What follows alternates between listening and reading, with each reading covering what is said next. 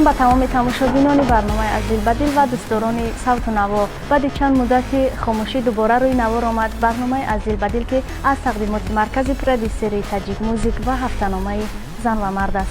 تماشاگران عزیز، عین حال ما در شهر خوجند بوستانی در مهمانخانه با نفوذ پارلمان قرار داریم و انتظار مهمانمون هستیم، یعنی هنرمند محبوب دلها، هنرمندی که ما و شما دوستش می‌داریم، دمیربک اولیموف.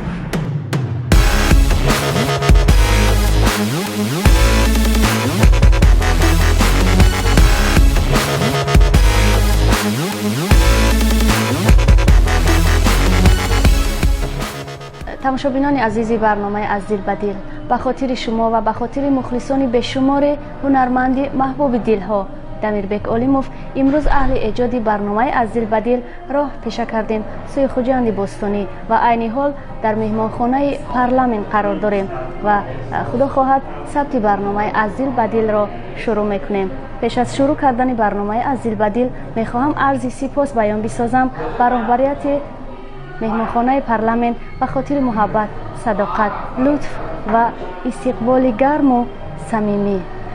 دمیربک جان، در آغاز برنامه خوش آمدید میگویم شما رو.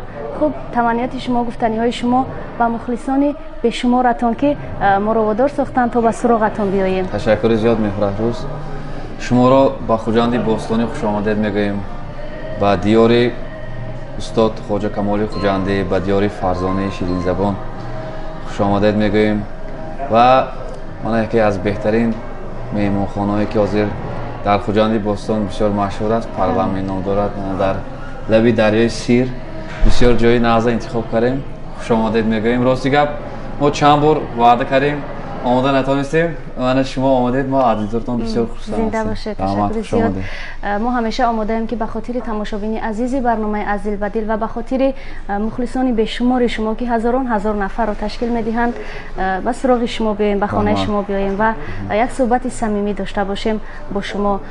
خوب میخواستم که سرول درباره کلیپ و ترانه تازه اتان که محبت عنوان دارد و امروز در تمام صفحه های اجتماعی تبلیغ آن ترانه است، آن کلیپ است، کمی قصه کنید به تماشاگران عزیزی برنامه ما. سرودی محبت بسیار تاریخی زیاد دارد. وقتی که من جوان بودم همین سرود رو گوش کردم. این راستی گپ سرودی استاد نعیمجان محکموف است، باری اول استاد خواننده هستند و من بسیار میخواستم که همین سرود رو دوباره خوانم و از استاد البته اجازت گرفتم و دویم بار خوندم. سرودی محبت بسیار معنی شعرش بسیار به من پسند آمد. یک شعر عجایب است. محبت اول به خداوند، البته محبت به فرزند، محبت به پدر مادر، محبت به وطن عزیز، محبت به دوست، محبت به یار، محبت به زندگی. فقط همین محبت که زندگی کردن کار. برای همین سرود رو خواندم و باوری دارم که سرودی خوب برآمد و با این ترانه علاقه ما کلیپ هم ثبت کردیم. دوران واسیدی کلیپ میکر، یکی از مشهورترین در تاجیکستان گویم هم خطا نمیکنیم. رئیسیار کلیپی ما قربان باباجانوف است. چند اکتیورای بسیار شناخته اشتراک کردن. خیلی انشاءالله من به نزدیکی برادر مخلصا میبینن. استادا بازی کردن در این کلیپ ها. همین چرا خواستم که همین با یک ترانه محبتی همه چی رو ما نشان داده باشیم برای مخلصا. خیر من نمیدونم این مخلصا خودشون با فکر خودشون میگن. خب اینجا کمی قصه کرده درباره محبت به یار، همون محبتی که به یار بسته بودید بار اول کدام سال بود، کی بود و میتونید این از کمی قصه کنید؟ خب محبت به یار وقتی که ما جوان بودیم، راستی که من بسیار جوان خانه‌دار شدگی وقتی که مکتب رو ختم میکنم پدر مادر بسیار خواهش میکنن که خانه‌دار شویم. امروز پشیمونی؟ نه برای چی؟ من صاحب عائله هستم، دوست میدارم عائله‌ام رو 3 фарзанд дорам, калониям духтарча аст, 2 писар дорам. Бисёр хушбахтам ман дар зиндагӣ. яъне ки зиндагии шумо дар пояи муҳаббат оғоз ёфт. Албатта. хуб, имрӯз ҳам ҳамдигарро дӯст медоред? муҳаббат дар хонадони шумо пойдор аст? Албатта, бемуҳаббат зиндагӣ кардан бисёр душвор аст. Барои ҳамин сурудро хондам ки мегӯянд ки бо ҳунарманд, хусусан бо марди ҳунарманд зиндагӣ кардан душвор аст. бале, бисёр душвор. Ман 10 сол шуд қатъи оилаам зиндагӣ мекунем. ҳолиам бисёр намефаҳмад ки ман чӣ кор мекунаму кори мо чӣ аст. Масалан, ҳунарманд, эҷодкор шабу нисфи шаб дар студия мегардад, манахе суҳбатҳо мешавад, дар ягон маърака ё сафар мерем. баъзан мефаҳмад, баъзан ҳолиам намефаҳмад. Ман мефаҳмам не ғирғир не. баъзан ҳамин 3 рӯз 4 рӯз шабона медарам. Масалан, кӯдако хоб, саҳар ман хоб ва кӯдако аллакай боғчаю мактаб мерад, намебинам. баъд мегӯяд хай шинел як бачаҳотро насиҳат кунед бинед. хай чӣ кор кунам, намешавад. хай ҳаёти мо ҳамин аст. фақат меҳнат барои мухлисо, барои ватани азиз, кори мо ҳамин аст. бале, хуб, ҳунар ба шумо чӣ дод ва шумо ба ҳунар чӣ додед ва мухлис барои шумо чӣ қадар арзиш дорад? ҳунарманд бемухлис, ман фикр мекунам ҳунарманд нест аст. ягон қадру қиматам надорад агар мухлис надошта бошад. ман ташаккури зиёд мегӯям ба мухлисони азиз ки агар ҳунарманд як мухлисашро шод кунад, аллакай бисёр ин муваффақияти калонро аллакай сазовор мешавад. якта мухлисро хурсанд кунад ё ягон сурудаш ки ҳамун суруди насиҳатӣ, масалан, ҳамун сурудашро гӯш кунаду ҳамун суруд ягон тарбия гираду ягон ғизои маънавӣ гирад, агар аллакай санъаткор хурсанд мешавад. ман бисёр хушбахт ҳастам ки сурудҳои моро гӯш мекунад мухлисо. ҳазор раҳмат ба мухлисо. ва ман аз роҳи ин санъатро интихоб кардагим бисёр хурсанд ҳастам, чунки ҳаёти санъаткоро бисёр дигар аст, аз дигар ихтисосу аз дигар кор бисёр куллан фарқ мекунад. падари ман санъаткор ҳастам ва ман хостам ки давомдиҳандаи касби падар бошам. ва ман бисёр хурсанд ҳастам. агар санъаткор намешудед, кадом касбу ҳунарро агар пеша санъаткор мекардед? намешудам, намедонам, як кори мекардам бо санъаткор шавам. хуб, саломат бошед. имрӯз фаъолияти эҷодиятон дар чӣ сатҳ қарор дорад? фаъолияти эҷодӣ ҳозир дар ансамбли шашмақому қонуни нури хуҷанд кор мекунем. ман аслан шашмақомро хатм кардам ва бисёр дӯст медорам шашмақом сароиданро, шашмақомро омӯхтанро, барои он ки миллати мо бисёр фарҳанги бой дорад, бисёр таърихӣ дорад. то моя устодо расонда оварданд шашмақомро, фарҳанги тоҷикиро, ва мо бояд вазифадор ҳастем ки ин шашмақомро, ин сурудҳои устодонро омӯхта бо ба насли оянда расонем. ин вазифаи мо аст. барои ҳамин ман ҳаракат мекунам ин шашмақом омӯзиро ягон вақт тарк накунам ва дар ансамбли садои суғди кохи рӯдакӣ фаъолият мекунам. унҷо ансамбли эстрадӣ аст. дар он ҷо фақат сурудҳои эстрадӣ мехонем, яъне сурудҳои худамона. болотар мо атрофи мухлис, атрофи ҳунарманд, атрофи санъат каме суҳбат кардем.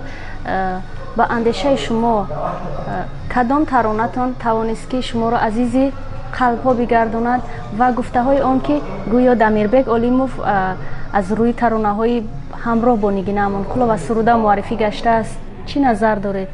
рост, дар ин мавзӯъ бисёр мо суҳбат кардагӣ бо дигар журналистҳоям.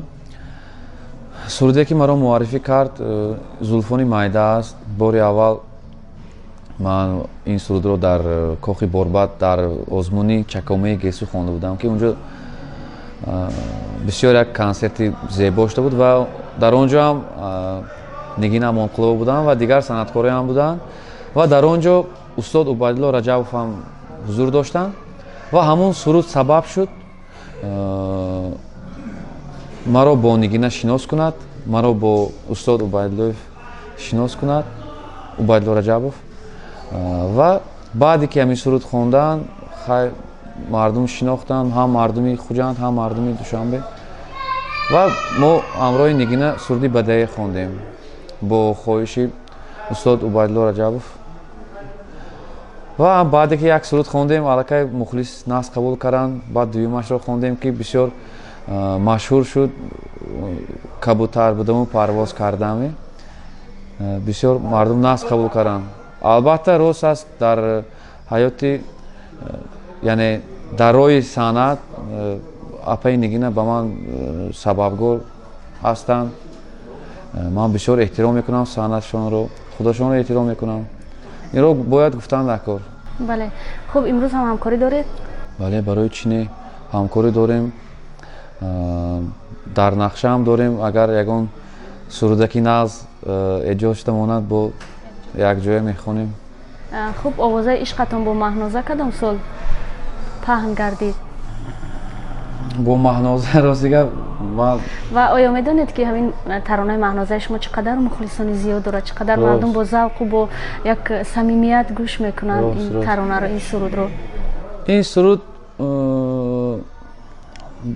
бо як композитори Ӯзбекистон Шавкат ном дорад. мо ҳам бисёр ҳамкорӣ мекунам. ва як рӯз шуд ки ҳамин сурудро эҷод кардаму бисёр ман ҳамин сурудро дар ту дида истодам. мехоҳам ки ҳамин сурудро ту хонда бошӣ. ман гӯш кардам, бисёр суруди хеле дилчасп, стили ман, роҳи ман аст. ва бо устод Озарахш ҳамкорӣ кардем. шеъри устод Озарахш аст. шеърашам бисёр хушрӯ фуромад, Маҳноза Маҳноза, ва бисёр суруд таваллуд шуд ва дар муддати бисёр кӯтоҳ маҳбуб машҳур гашт. мухлисон шуд. хуб, дар ҳақиқат ин Маҳноза қиссаи ишқи шуморо ба дигарон муаррифӣ месозад ва қисса мекунад ё махфӣ? Шояд акун санъаткор ҳар як сурудашро бо як илҳом, як дӯст доштаам. масалан, шумо ба ягон кас ошиқ бошед, ҳамон ошиқитона фикра хонед. масалан, дар васфи ватан бошад, чӣ хеле ки ватана дӯст медоред, ҳамихел хонед. чӣ хеле ки фарзандро дӯст медоред, ҳамихел хонед. ман фикр мекунам ки вай суруд албатта мухлисша меёвад ва машҳурам мешавад. аммо аз рӯи шуниди ман ҳамин таронаи Маҳноза қиссаи ишқи нахустини шумо? не қиссаи нахустини ман нест аст. ин ман гуфтам чӣ хел таваллуд шудаги ин суруди Маҳноза. дар санъат, дар ҳунар, дар фарҳанг, дар шоу-бизнес фикр мекунам ки берақобат вуҷуд буда наметавонад, вуҷуд дошта наметавонад. дар ҳама ҷо, дар ҳама касбкор албатта рақобат ҳаст, аммо дар шоу-бизнес зиёдтар шумо нафареро аз ҳунармандон рақиби хеш медонед ва ё ба нафаре рақобат доред? не, ман чӣ гӯям, чӣ хел ҷавоб диҳам ин саволотон бо ки дуруст ҷавоб диҳам. ман барои худам ягон касро рақиб оли ҳис накардам. чуба ки ҳама як роҳи худро дорад, ҳама мухлиси худро дорад. санъаткор бояд роҳи худашро дошта бошад. вай масалан дигар санъаткорро дида ман аз ин зуртар шуданам дар кор, ин хай гап шуданаш мумкин, лекин вақте ки ман як санъаткори дӯстдоштаамро мебинам ки як суруди назм эҷод кардаги, ман мехоҳам ки аз ваям масалан хубтар эҷод кунам. лекин ман нағз дида ва я ҳасад мебарам ки масалан манам мисли ҳамин суруди машҳур дошта бошам. аслан таваҷҷӯҳ мекунам таронаҳои шумо ҳамагӣ пурмазмунанд, пурмуҳтавоанд, бисёр хуб шеърҳои баландмазмунро интихоб мекунед. кӣ менависад ҳамон шеъру оҳангҳои шуморо? ман бо бародари азиз, як оҳангсози бисёр машҳур, Даврони Раҳматзод, бисёр ҳамкорӣ мекунам. аз устодо, аз сурудои классик бисёр истифода мебарам. устодо барои мо аз сар гуфтанд ки бачаем бояд шеъри пурмазмун хонда бошӣ, шеъри назм хонда бошӣ, оҳанги бисёр баланд хонда бошӣ. аз ҳамин қадамҳои аввалин ҳамин барои мо шиор шуд. шояд хонда бошем давраи ҷавонӣ, хаволиам ҷавон ҳастиму давраи қадамҳои аввалин ба шояд хонда бошем, лекин ҳаракат мекунам шеърҳои маънош баландро интихоб кунам. Барои интихоби шеър бисёр ба ман устод Озодахш ёрдам метиҳанд. Аз устод лоиқ ман шеърҳошон истифода мебарам. ният дорам ҳозир дар ин альбом аз шоирҳои классик низ истифода барам. дар нақша надоред барномаи консерти алоҳидаи хешро? албатта дар пойтахт. соли гузашта мо дар шаҳри хуҷанд монда будем консерти якаи худро. рости барои консерт бисёр нағз омодагӣ дида накор. танҳо барои консерт мондан лозим нест. ман фикр мекунам ки бояд мухлисро фиреб кардан накор нем. сурудҳои нағз интихоб кардан накор. дар нақша дорем, агар альбома мо ба анҷом расад, албатта эълон мекунем консертро. хуб, айни ҳол албоми навбатиятонро омода карда истодаед? бале, омода карда истодем. 4-5 суруди нав аллакай омода аст. албом чӣ унвон мегирад? оли маълум нест. албом вақте ки ба пуррагӣ ба анҷом расад, баъд интихоб мекунем. хуб, таронаи дигаре доред бо номи ношинос, ки бисёр маҳбуб аст, бисёр азиз аст барои ҳамагон. ҳама гӯш мекунад ин таронаро ва бисёр маъниву мазмуни баланд дорад. инро ба кадом хотир сурудаед? яъне ки маро дидӣ мисли бегона бигзаро бирав, садоямро шунидӣ, гӯё садои маро намешунавӣ? бисёр ин таърихи бисёр зиёд дорад. масалан, вақте ки ба як кас ошиқ мешаведам ва бисёр дӯст медоред ва ҷудо мешавед, ҳамон хотираҳо барои дар ёд мемонад. хоҳед нахоҳед барои мемонад. вай хотири нағз аст, хотири бад аст, вай муҳим нест аст. ва як рӯзе ки ман бо акои Даврон шинос шудам, эҳсон аъзамиён, эҳсонҷон бисёр бачаи хуб аст. шеъри эҳсон аст. моро ростига Мубориз шинос карданд. Мубориз Усмонов дӯсти ман аст. ва Мубориз гуфт ки як шоири нағз аст, шоири ҷавон, ман мехоҳам ки ту ҳамроҳи мо ҳамкорӣ кунӣ. ман гуфтам ба ҷонам. ва охӯрдем ҳамроҳи эҳсонҷон хай суҳбат кардем. вақти рафтан як шеър дорам, агар хоҳед амин шеърро гӯш кунед гуфт. ва ҳамехе хонд.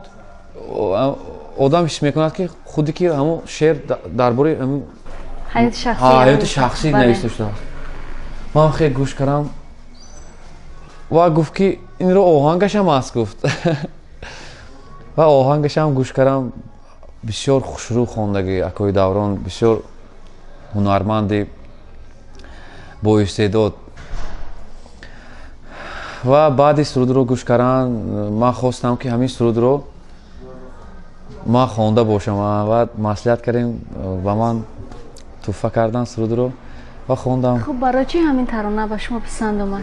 шояд сарнавишти шуморо қисса мекард? шояд метавонед таърихи ҳамин таронаро ошкоро ба бинандаи азизи мо бигӯед? биёед Амирбек, озод гап занем. майли. ё янга ҷанг мекунем? не, янга ҷанг намекунем. хай озод гап занем. не, хай озод. ман рости гапро гуфтам. хай зиндагӣ чӣ мегӯд? ҳар чӣ шуданаш мумкин зиндагӣ. ман албатта оиламро дӯст медорам, лекин мешавад ку масалан ҳамтон мебинед ҳамон духтарак масалан маъқул шумо ба ё ягон чӣ дигар нест аст. хай мумкин давраи ҷавонӣ ба ошиқ шуда бошем, ҳамон хотираҳо барои мо боқӣ монда бошад, даври мактабӣ бошад шояд ё баъди мактабӣ бошад. хай мефаҳмам шумо намехоҳед ки ҳамин қиссаро ошкоро ба бинандаи азизи мо бигӯед. ба ҳар ҳол ташаккур мегӯем, аммо мехоҳам ки ба хотири ман ки ман низ яке аз шунавандагони ҳамешагӣ ҳамин тарона ҳастам, мухлиси шумо ҳастам, мухлиси ана ҳамин тарона ҳастам ва ҳатто ба шумо гуфта будам ки ҳамин таронаи шуморо ман ба таври як лавҳа бояд ки пешниҳод бисозам ва дар нақша низ дорам. шумо иҷоза додед? албатта неохӣ. хуб, бинандаи азизи мо фикр мекунам ки интизор аст ки кай Дамирбек Олимов ҳамин таронаро ба таври ба қавли зинда замзама бисозад. ҳалаш худи ҳозир мехонем. якҷо гӯш метавонем. агар рӯзе маро дар гӯшаe дидӣ, صدایم رازی دوری ها تو بشنیدی به مثلی ناشناس رفت بدونی پرس و پاس رفت مگو هرگیز سلامه مگو اصلا کلامه به همراهت مگو کی یک زمان عاشقم بود همین که رفت یاری سابقم بود. شنویدی نه؟ کدومه که عروسی دمیر بکنه باشه یکان جدا دیدیم با نگین که یاری سابقم بود عاشقم بود.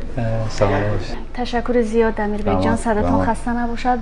باور دارم که بعد شنیدن این ترانه زیبا و تاثیربخش قلب‌های عاشقان پره پره گشت، اما ناامید نباشید، همیشه با امید باشید و زندگی پسی دارد، سختی دارد، تلخی دارد، اما با همه این طاقت کردن در کار تنها صبر میتواند انسان را به زینه‌های بلند و موفقیت برساند.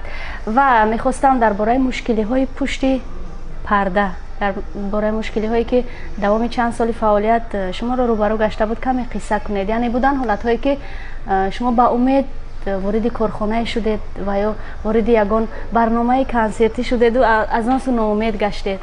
البته در شخصا ساحه ما بسیار مشکلی ها دچار می شود انسان و باید این مشکلی ها تاب آوردن در کار است و یگان وقت ناامید شدن در کار نیست، فقط مبارزه بردن در کار، فقط ایجاد کردن در کار و بودند. البته ناامیدی های هم بودند که ما از همون جا رفته ناامید شده رفته بودیم و قدم های اولین بود میخواستم در صحنه های کلان اشتراک کرده باشم و در نزد مثلا رئیس‌ها رو میرفتم، خودم رو شناس میکردم. من صنعتکار نو هستم، جوان هستم و این سرود رو اجرا کردم، میخوام که در همین کنسرت برآمد کرده باشم.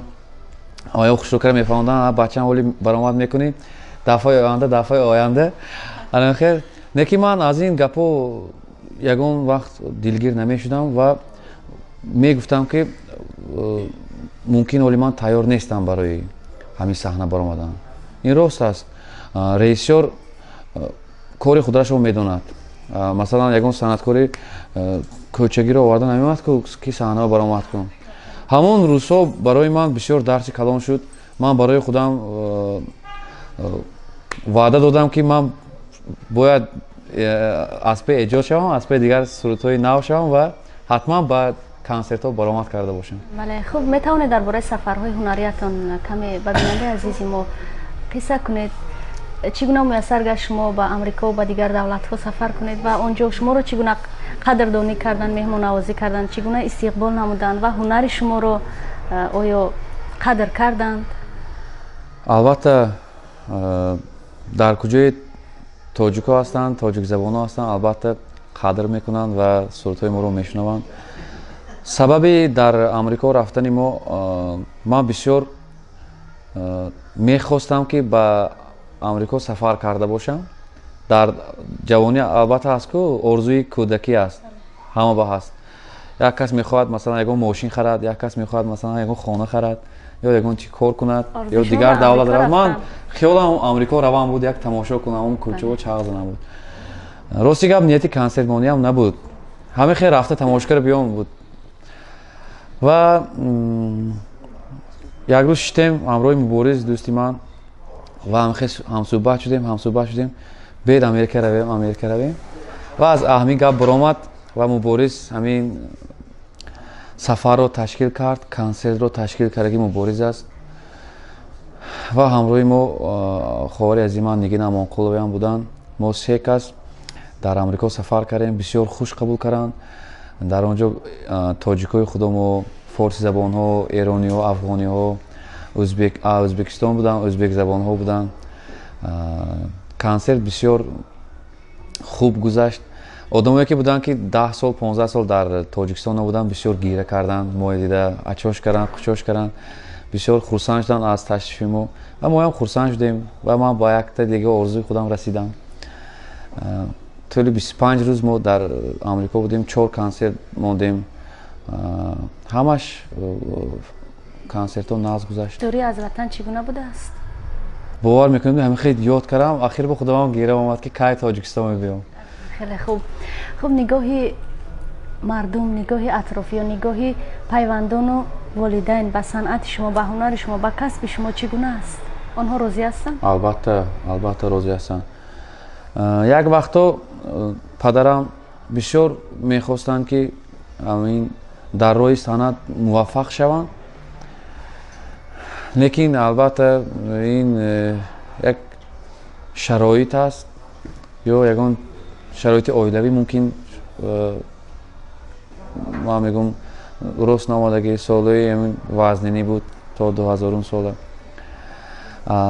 دادم هر وقت که ما صحبت میکنیم پدرم میگم که بچم آرزویی که من کرده بودم من نرسیدم، من همه آرزوهای اتو دیداسیم و از این سخنان منم خوشحال میشم، البته پدر مادرم خوشحال هستن. پدرتون هم صنعتکار هستن؟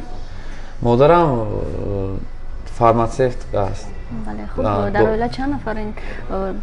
با جز شما با نفر در عائله ما یگانه فرزند هستم، یگانه همین دیگرش کس نیست. خب در بیت کلمی فرزند یکا و یگانه اهل عائله و پدر و مادر بوده است. خب زنده باشید، آباد باشید. نگاه شما به زن تاجیک، به مرد تاجیک چگونه است؟ زن از نگاه شما باید چگونه باشد، مرد چیه؟ چون برنامه ما از جانب هفته‌نامه زن و مرد و مرکزی پرودیوسری تاجیک موزیک آماده و پیشکش تماشابین عزیز می‌گردد. این سوال رو باید که پرسان شویم. البته وقتی که آدم سفر میکند از تاجیکستان میبراید، بعد زنی تاجیک به دختری تاجیک به بعد قدرش میرسد. زنی تاجیک به من فکر میکنم در یگان دنیا نیست است، این تعریف نیست، این راست است. در تمام جا بودیم، در عربستان بودیم، در ترکیه بودیم، در دبی بودیم، آمریکا بودیم، در روسیه بسیار سفر کردیم، خدا با شکر، لیکن نیست است. ما باید احترام کنیم، احترامشون جاش مونیم. زن همه وقت احترام کردن کار. حاضر زنم همه خیلی حقوق دارد، مردم همه خیلی حقوق دارد، برابر حقوق هست. لیکن نوابسته از آن زنم باید که شوهر خودش رو باید احترام کند، از گپش نبراید. من باوری دارم که زنی تاجیکی همش شوهرش رو احترام میکنه، پدر برادر رو. لیکن مردهای هم باید که زن احترامش رو جاش ماند. بله. خب نقشه های آینده دمیربک علیموف چی باشن؟ در معنی سرتون عین حال چی نقشه ها بازی دارن؟ نقشه ها بسیار زیاد است. خدا خواهد من این سرودی محبت پیشکش مخلصان میگردد و بعد از این با یک سرودی بسیار شوخی که خودم ایجاد کردم، اون یعنی با زبان خودم میگم استیل خودم است. نامش لیلا است. من بار اول ما شما افتادیم. کی باشد این لیلا؟ لیلا. سرود لیلا است. بسیار سرودی رقص باب میگن، چی میگن؟ انشالله. خب برای چی دمیربک شما همیشه درباره دختران سرود میخونید؟ لیلا، مهنازه، شهنازه، دلنوزه؟ نمیدونم، همه خیلی میشد. یگان گپ است. یا لیلا، مهنازه، شهنازه همش بسیار باشه شاید. خب تماشابینان عزیز، این یک هزل بود که با دمیربک علیموف ما کردیم و با این هنرمند محبوب دلها پروازی بلند ایجادی رو تمنا میکنیم و خدا کند که در آینده ها برنامه تازه ایجادی خویش رو پیشکش بیننده عزیزش بگرداند. و یک سوال دیگر رو پرسون میشوم، بعدا برنامه رو انجام میدهیم.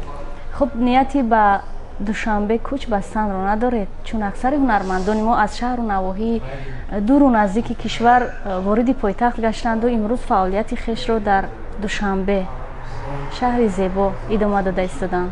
میدونید چی خیر؟ ما وقتی که در خوجند باشم دوشنبه رو یاد میکنم. دوشنبه میرم یک 10 روز مثلا 15 روز میگردم. بعضا خوجند رو یاد میکنم، اینجا میبیام. خیلی مهم نیست در دوشنبه زندگی کردن، در خوجند زندگی کردن، لیکن البته پایتخت است. لیکن از همین جا هم مثال ایجاد کنیم، کار کنیم. البته هم از تاجیکستان خود ما است. ва муҳим нест дар кадом гӯшаву канор будам. хуб, гуфтаниҳои шумо ба тамошобинони азизи худатон, ба мухлисони бешуморатон ва ба тамошобинони барномаи аз дил ба дил. аввалан бори дигар ташаккури зиёд мегӯям ки ба хуҷанд омадед. зинда бошед. ман бисёр тамошо мекунам ин барномаро. як беҳтарин барнома аст, озод аст, самимӣ аст. ва ба аввалан тамошобинони барномаи аз дил ба дил ҳамеша бо ҳамин барнома бошед ва ба мухлисони азизи худам ки маро мухлисӣ мекунанду сурудҳоямро гӯш мекунанду ба маъракаҳо даъват мекунанду агар консерт монем омада дастгирӣ мекунанд, ҳаматон ва ҳазор раҳмат. шумо ҳастедон, мо ҳастем. агар шумо набошедон, мо ҳички дар кор намешавем. барои ҳамин ман ҳамаи шуморо дӯст медорам. фақат ҳаракат мекунем ки вақти шуморо хурсанд карда бошем. хуб, ташаккури зиёд. бори дигар бинандагони азиз ёдовар мешавем ки айни ҳол аҳли эҷоди барномаи аз дил ба дил, хусусан кормандони маркази продюсери таҷик музик ва ҳафтаномаи зан ва мард дар шаҳри хуҷанди бостонӣ қарор дорем, дар меҳмонхонаи пуровозатарини шаҳри хуҷанд парламент. ва бори дигар такроран арзи сипос баён месозам ба маъмурияти ин меҳмонхонаи зебо ки моро хуб қадрдонӣ карданду меҳмоннавозӣ карданд ва истиқболи гарм гирифтанд. зинда бошед. то дидори навбатӣ. худоҳофиз.